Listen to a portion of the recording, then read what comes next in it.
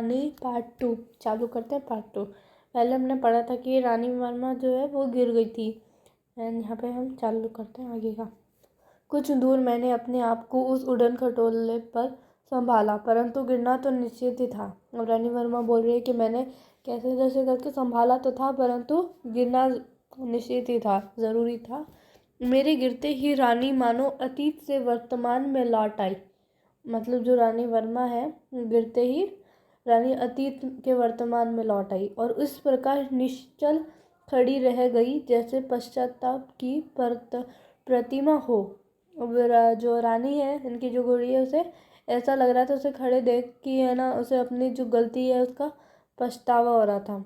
साथियों की चीख पुकार से सब दौड़ और फिर बहुत दिनों तक मुझे बिछाने पर पड़ा रहना। बड़ा स्वस्थ होकर रानी के पास जाने पर वह ऐसी कारण पश्चाताप भरी दृष्टि से मुंह देखकर हिनहिनाने लगी कि मेरे आंसू आ गए। एक बार भाई के जन्मदिन पर नानी ने उसके लिए सोने के कड़े भेजे। सामान्यतः हम कोई भी नया कपड़ा या आभूषण पहनकर रानी को दिखाने अवश्य जाते थे। अब क्या है कि उनकी नानी आई थी तो उन्होंने उसकी जो बेटा है, छोटा बेटा है, उसके लिए, उसके भाई के लिए वो सोने का कड़ा लेके आए थे। और जो भी आभूषण, जो भी कपड़े होते हैं, वो सब रानी को पहन के दिखाते हैं। ये सुंदर छोटे छोटे शेर मुँह वाले कड़े पहनकर भाई भी रानी को दिखाने गया और न जाने किन प्रेरणा से वह दोनों कड़े उतार कर रानी के खड़े सतर्क कानों में वलय की तरह पहना आया।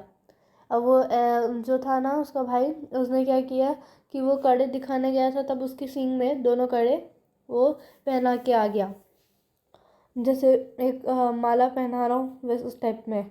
फिर हम सब खेल में कड़ों की बात भूल गए। अब वो जब खेल रहे थे तो उसके कड़ों की बात भूल गए।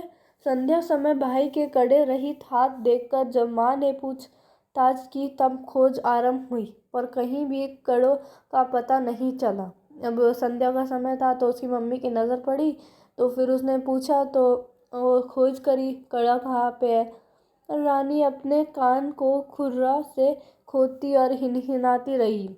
और वो बोलते हैं कि रानी जो है वो कान से वो बताती रही कि यहाँ पे है, वो अपने पैर से वो बता रही थी। अंत में बापूजी का ध्यान उसकी ओर गया।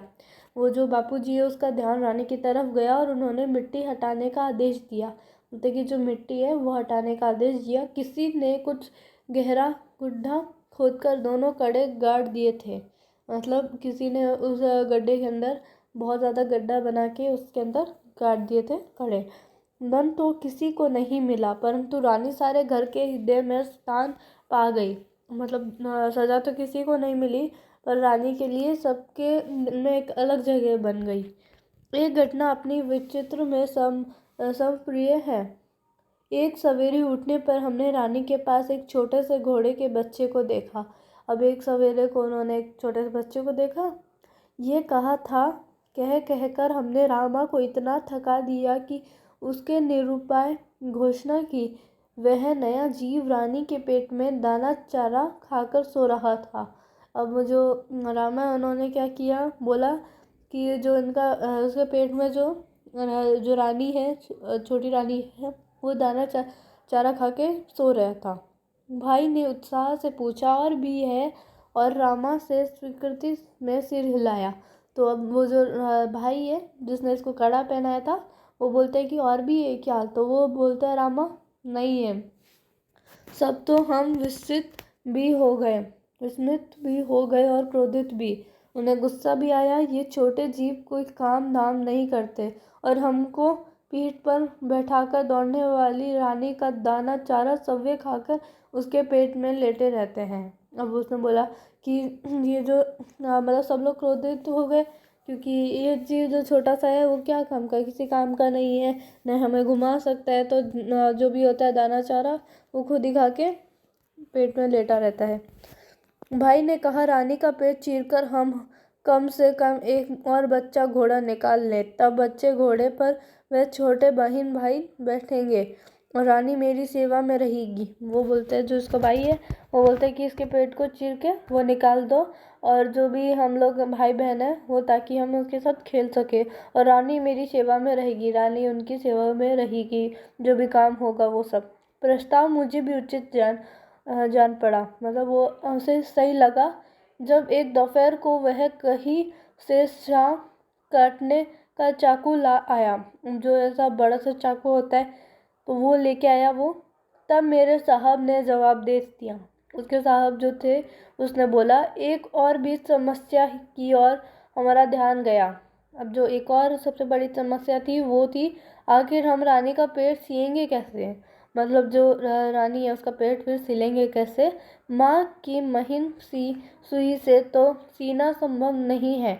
महीन मतलब बहुत धीमी छोटी सी एकदम जो सुई होती है वो, सीना संभव नहीं था। टाट सीने का बड़ा सूजा रामा अपनी कोठरी में रखता था।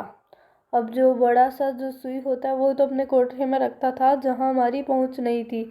कुछ दिनों के उपरांत जब रानी का शिशु कुछ बड़ा होकर दौड़ने लगा, तब हमें न क्रोध संभल रहा और न प्रस्ताव। अब वो नहीं बताया कि कैसे हुआ, बस इतना बताया कि फिर बाद में जब वो आ गया तो वो जब थोड़ा बड़ा हो गया दौड़ने लगा तो सबका क्रोध शांत हो गया। और यहाँ पे मिलते हैं नेक्स्ट वीडियो पे।